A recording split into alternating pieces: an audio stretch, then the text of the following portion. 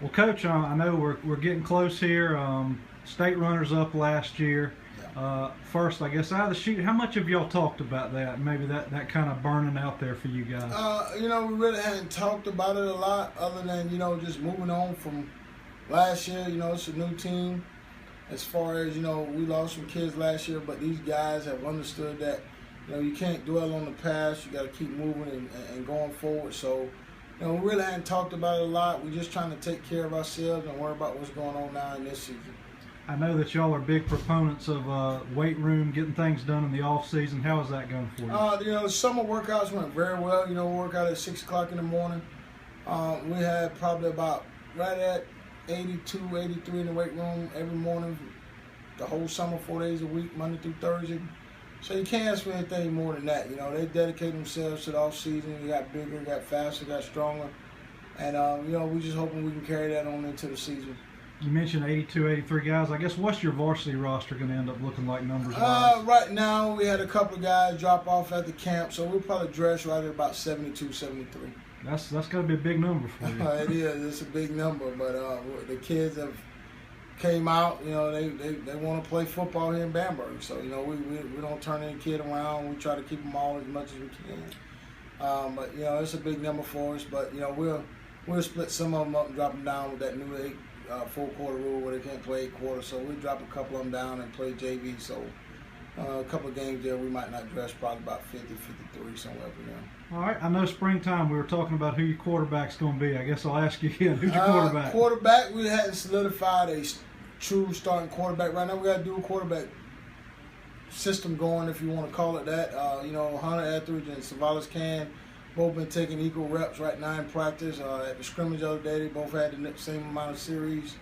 They both been doing well. They both bring different aspects to the game. Savalas brings one aspect. He's a big kid. He runs. He can throw.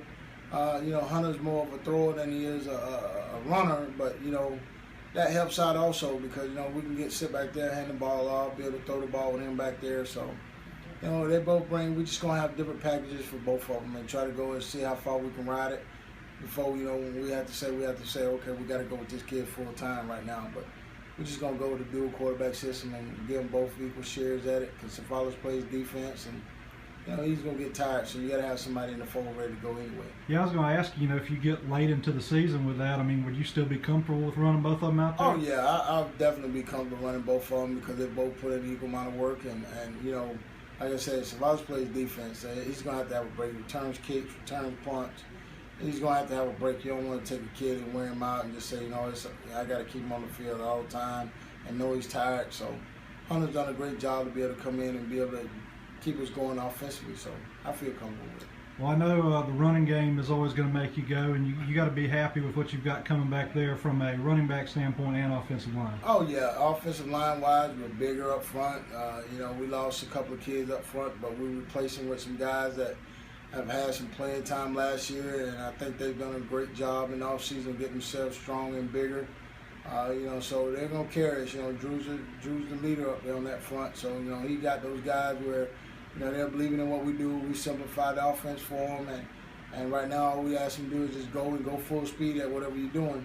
Running back wise, you got Jamari back, you got Keyshawn Orr back, you got James Gignon, who's a young kid that has surprised the heck out of us. He's going to be a 10th grader next year, but right now he may end up getting a lot of pops at running back.